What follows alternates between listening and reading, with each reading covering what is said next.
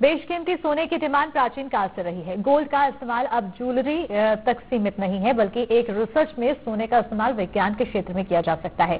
सागर के डॉक्टर हरि सिंह गौर विश्वविद्यालय के रसायन शास्त्र विभाग के प्रोफेसर डॉक्टर केबी जोशी ने सोने के सूक्ष्मता कणों को लेकर नैनो स्ट्रक्चर तैयार किया है।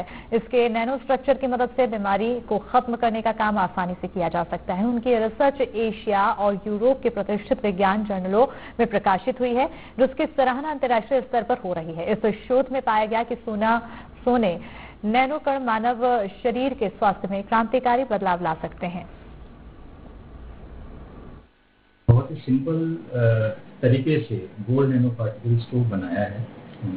उसमें हमने अपने जो लैब में हमारे जो पेप्टाइड बनते हैं उन पेप्टाइड्स का यूज हमने किया है और उसको एक स्पेशल नाम हम देते हैं शॉर्ट पेप्टाइड एंटीफेज, और उसके सहारे या उसकी सहायता से हम सिंपल और ये गोल्ड क्लोराइड के सॉल्यूशन को धूप में अगर कुछ देर के लिए रखते हैं तो वो गोल्ड नैनो पार्टिकल और पेप्टाइड के हाइब्रिड स्ट्रक्चर बना देता है।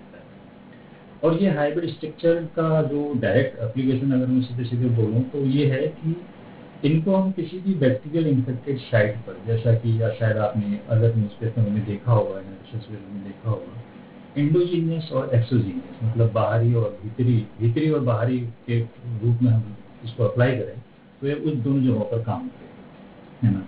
तो ये इस तरीके की सिंपल अगर भाषा में समझाएं तो ये इस तरीके की रिसर्च है कि ये एज ए एंटीबायोटिक का अल्टरनेटिव बनने की ताकत रखता है। आमतौर पर हम जिस सोने को गहनों के रूप में पहनते हैं, अब वही सोना मेडिकल साइंस में कितना कारगर साबित हो रहा है, ये कर दिखाया है सागर के डॉक्टर हरि सिंह और केंद्रीय विश्वविद्यालय के केमिस्ट्री विभाग में पदस्थ डॉक्टर जोशी ने।